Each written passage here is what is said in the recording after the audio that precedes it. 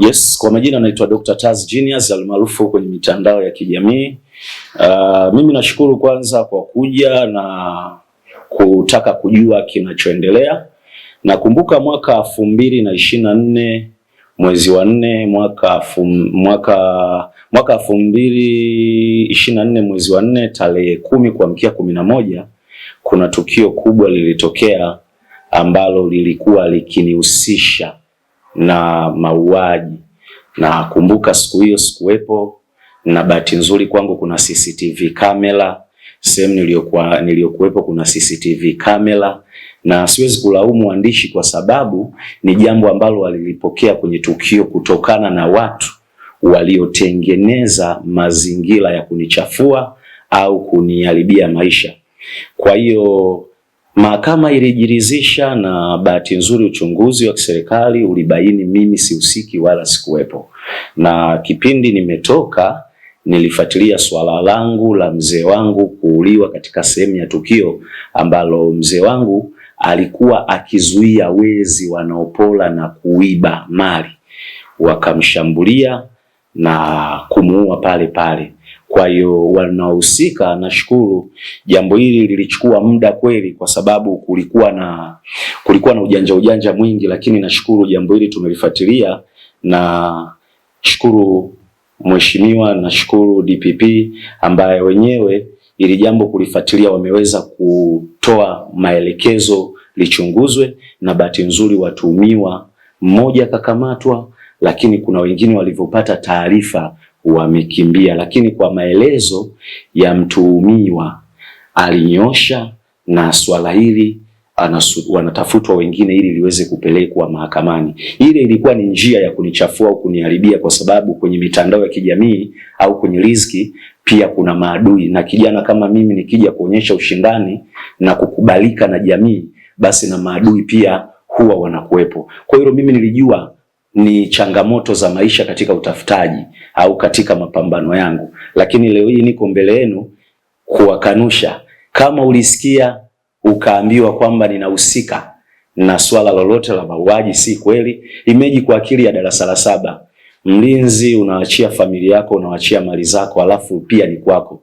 Kuna mtu anaweza akamuua mtu kwake? Lakini zile ni njama ambazo zilitengenezwa kunichafua, kuniharibia, wakiamini kwamba mimi watanipoteza kwenye lamani ya kufundisha dawa. Lakini sasa haijatokea, na tayari serikali imeweka jicho lake, imeweka mkono wake, ukweli unazidi kufahamika. Kwa hapa tunavyozungumza kuna mtuhumiwa ambaye yuko ndani, lakini pia kakiri na kanyoosha, na tayari na wengine wanaendelea kutafutwa, japo wengine hawa wamekimbia. Na nimeshasema nitatoa milioni 30 mpaka milioni 28 kwa mimi naisaidia serikali, kwa sababu ni jambo linalouma. Mzee wako amekuja kuangalia kitu gani kinatokea. Watu wanachoma nyumba, wanachoma gari zako, wanaiba, tena wanavunja, na tukio sio hapa. Tukio linaenda mpaka kwenye nyumba zako ambazo sio tukio lilitokea. Kwa hii ni njama iliyotengenezwa. Sasa katika maisha sisi tumeshajifunza principle, ukweli unaishi, uongo unakufa. Kwa hii naiachia serikali, japo nyie mmekuja kuchukua feedback, ila jambo ninashukuru mpaka tulipofikia. Naamini serikali itatenda haki, na watu waliohusika wote watafanyiwa kazi. Hapo kwa watu ambao walihusika na hiyo tukio, pengine ni walikuwa wangapi? Nimesema amekamata mtu mmoja, walikuwa wangapi? Walikuwa ni watatu. Sasa kwa sababu mhusika mkuu alivyokamatwa, sasa taarifa huwa zinaenea, kwa hiyo wale walikimbia, na lakini serikali bado iko katika kuwatafuta, ili mradi iweze kuwatia nguvuni, ili waweze kupelekwa katika vyombo vya sheria. Ambao ni nani? Ambao ni Mwenye Mvua, majina kidogo siwezi kuwakumbuka. Mwenye Mvua, na mwingine wanamuita Lasi, mwingine wanamuita Okoe. Ni jamaa mmoja alikuwa anafanya kazi ya potani, ni kama mgambo au mlinzi. Hapa katikati alikuwa kidogo na ugomvi na mke wake, kwa hiyo akawa kwenye baraza. Yani ni wale watu ambao wana pretend maisha, wakiona kijana unatoboa au kijana unapambana, kwa hiyo wanakuwa na jilasi na usuda. Kwa hiyo linapotokea jambo wanatumia kama kigezo kukuharibia maisha, lakini sasa wamefeli. Ndio sasa umesema mmoja kashatiwa nguvuni kwa serikali.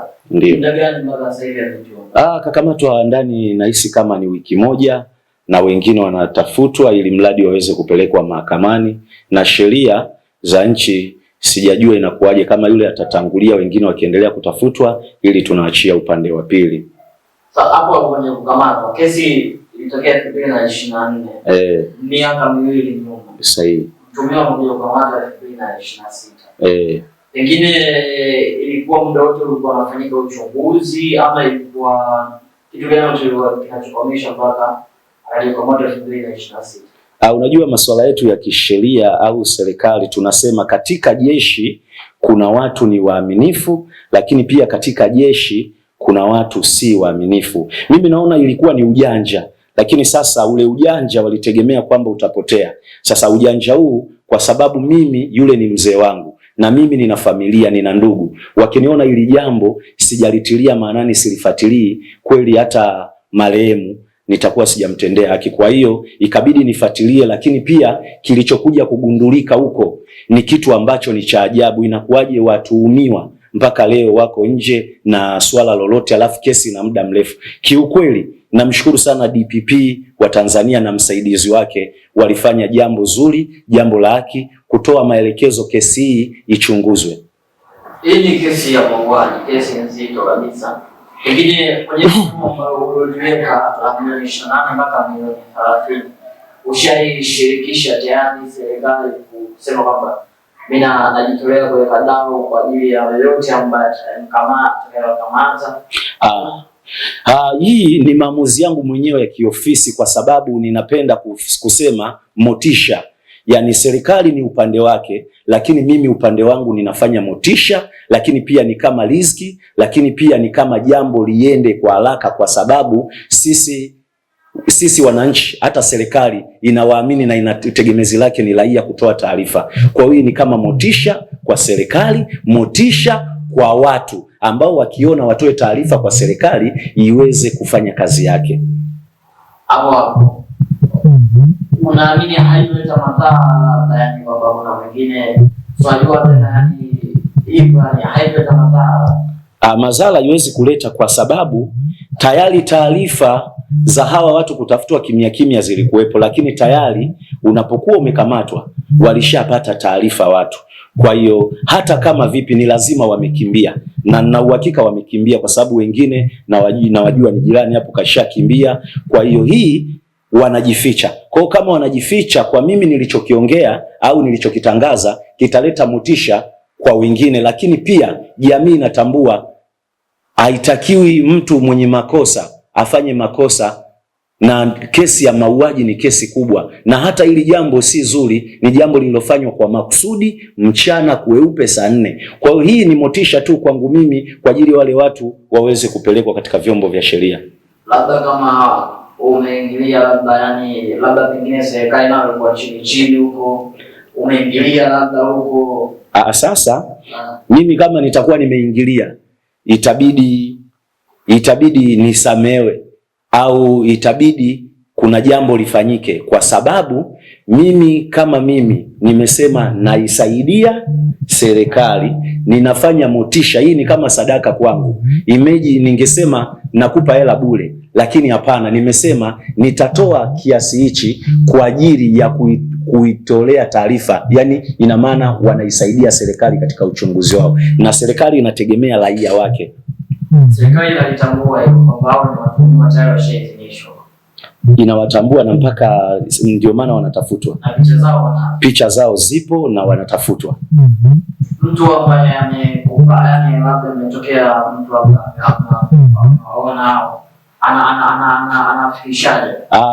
Kama atafikisha kupitia ofisi zangu sawa, lakini kama atashirikiana na jeshi ikabainika yeye ndiyo chanzo cha watu hawa kupatikana, yote ni sawa. Ndio maana sijaweka kigezo chochote, nimesema yeyote. Ina maana yeyote anaweza akasaidia kwa hilo.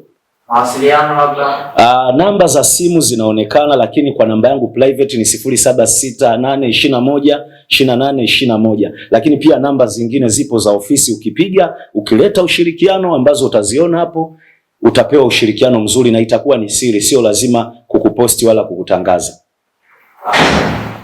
Okay, mkakati. Tangia kesi imeanza na uchunguzi umeanza, ushawahi kupokea vitisho labda vyovyote kuhusiana na kesi hii? Vitisho siwezi kupokea kwa sababu mara nyingi mimi nakuwa niko busy kwenye masuala ya kiofisi. Sasa kama kuna vitisho nisivyovijua, hapo sasa nitatoa taarifa kwenye vyombo husika. Okay. Tunaona hii ni kesi ambayo ni kubwa sana. Sasa kwa hao ambao umeahidi kwamba watakao kupata taarifa za wauaji na umeahidi kiasi cha milioni 30, unahakikishiaje usalama wao? Usalama ndio maana taarifa zao ni siri kati yetu na jeshi. Kwa hiyo siri hii haiwezi kutoka kwa mtu mwingine. Ina maana wewe unatupa sisi siri, lakini siri hizi zinabaki katika ofisi pamoja na jeshi wenyewe. Na sijawahi kuona jeshi kama wanatoaga taarifa za mtu anayewasaidia katika swala la kuwapa taarifa.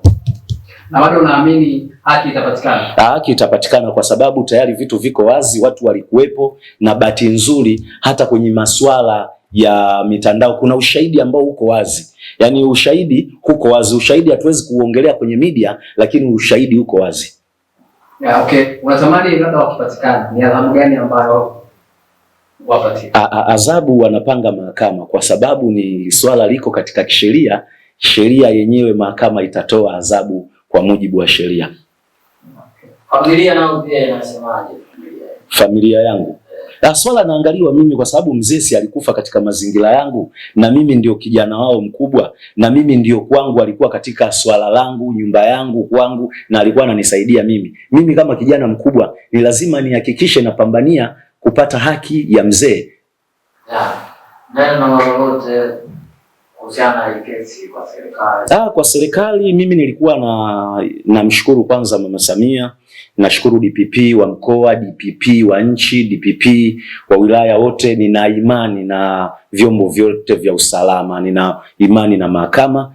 Kwa hiyo ili swala tunaliacha na sheria na haki iliyopo itapatikana, kwa sababu ukweli unaishi, uongo unakufa, na haki ya mtu huwa haipotei. Na ndio maana hata mimi nilivyosingiziwa, lakini mimi leo niko hapa ninaongea na nyie. Kama ningekuwa nimefanya nisingekuwepo. Ina maana kesi ya mauaji ndio kesi yenye uchunguzi mkubwa. Huwezi ukasema unaua alafu ukasema kwamba haukuua. Hapana. Yaani vyombo vya habari, vyombo vya sheria huwa kesi hizi wanaziangalia, na ndio maana tunapokuwa tunasema asingiziwi. Sasa kama isingiziwi, ina maana ninaamini haki itapatikana tu vizuri kupitia mujibu wa sheria zetu za nchi. Okay.